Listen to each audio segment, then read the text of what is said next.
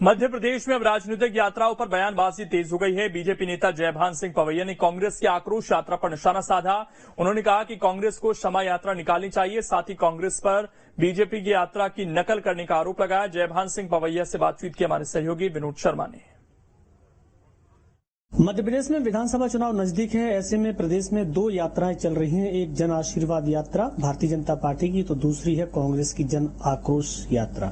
हालांकि जयभान सिंह पवैया ने जन आशीर्वाद यात्रा में लगातार दौरा किया है, रहे हैं और जनमत जुटाने की कोशिश की है। मैं इनसे बात करता हूं। पवैया जी, ऐसी तस्वीरें आ रही हैं कि जन आक्रोश यात्रा भी आपके बराबर की यात्रा चल रही है, कहीं कहीं ज्यादा अच्छी बताई जा रही है। देखिए, पहले तो मैं ये कहूंगा कि कांग्रेस को ये जो वो नकल करने जा रही है भारतीय जनता पार्टी की यात्रा निकालकर, उसे अपनी यात्रा का नाम क्षमा याचना यात्रा रखना चाहिए। और क्षमा मध्य प्रदेश के 95% सनातनियों से मांगनी चाहिए।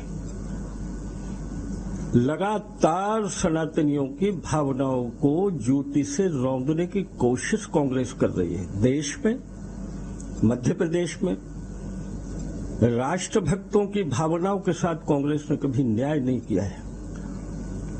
आतंकवादियों से और परोक्ष रूप से पाकिस्तान के कारनामों के पक्ष में खड़ी रहने वाली कांग्रेस के खिलाफ आक्रोश तो पहले से ही है। और इसलिए जनाक्रोश के बजाय ये क्षमा याचना यात्रा है कांग्रेस की, और उसमें भी सिर्फ डबल हो रहा है रोज। जन आशीर्वाद यात्रा की तुलना करना जनाक्रोश से, ये ठीक नहीं होगा। जन आशीर्वाद यात्रा का मैं साक्षी रहा हूं। मैं 3 दिन मालवा में होकर आया हूं। 3 दिन मैं गुना, अशोकनगर से लेकर विदिशा तक के अंचल में रहा हूं। आप कल्पना करिए, रात को 12:30 बजे तक लोग हाथों में फूलों की पंखुड़ियां लेकर खड़े हैं। भैया जी, विकास महत्व है या हिंदुत्व महत्व है? दोनों ही महत्वपूर्ण है। सनातन इस देश का प्राण है। अगर सनातन न होता तो 1000 साल की गुलामी के बाद भी हिंदुस्तान 14 अगस्त 47 को यूनियन जैक का झंडा उतरते ही एक होकर खड़ा नहीं हो पाता।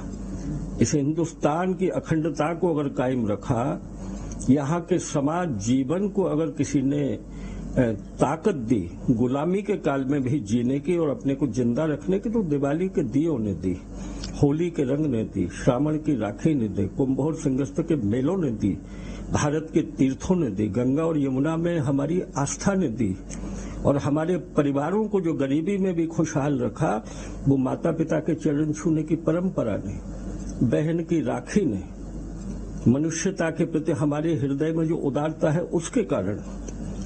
तो सनातन बहुत बड़ी शक्ति है।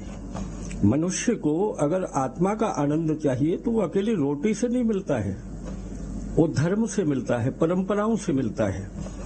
और इसलिए हम एक हाथ में विरासत का झंडा और दूसरे में विकास का लेकर चलते हैं। ये हमारे प्रधानमंत्री का सिद्धांत है सरकार चलाने का। बिल्कुल। देखिए, जयभान सिंह पवैया भारतीय जनता पार्टी के वरिष्ठ नेता हैं, जन आशीर्वाद यात्रा कर रहे हैं।